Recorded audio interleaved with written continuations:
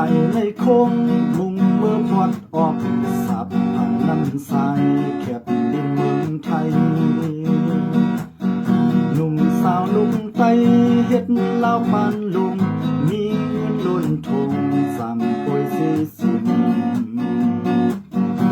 ถึงทานบ่อิ่มในก็กล้วยกาจึงสิก่อนลาก็ภายคุณเคยไล่เลยภายในเคยเป็นมันเหมือนกัน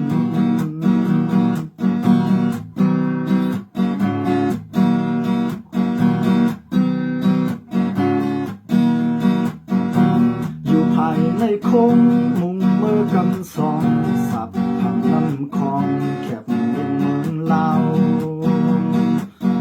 หนุ่มสาวมองสาว15มือไปเฮ็ดก้นกาขายกินหวานนอนอุ่นเดีว่ามีสุนในก็กวยกาเดินเสก่อนลาก็ภายบุญเคยไล่ภายในเคยเป็นก็ไปเมืองกัน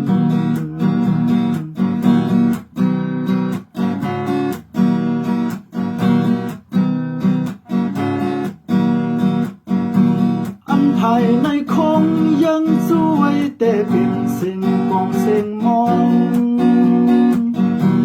อันภายในคงจับตัดไว้แต่เป็นสุนไหลหางคอ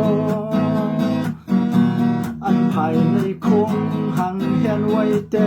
ตะกึกป้าบุญสู่อันภายบุญคง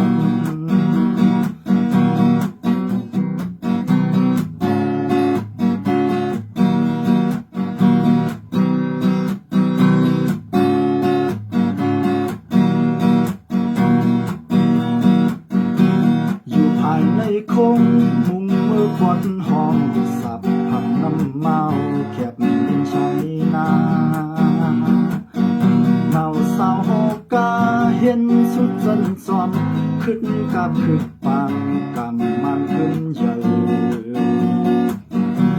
มีเสือหืนอุดในก็กวยกาไว้เสก่อนลาอันภายคุณเคยไล่เล็ดภายในเคยเป็น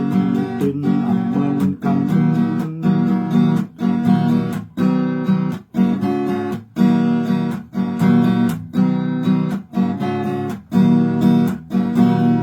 ภายในคงยังสวยแต่เป็นสิ่งกองเสียงมองอันภายในคงจับตัดไว้แต่เป็นสุนไหลปกป้องอันภายในคงหังเห็นไว้แต่ตะกึกป้าปุ่นสู่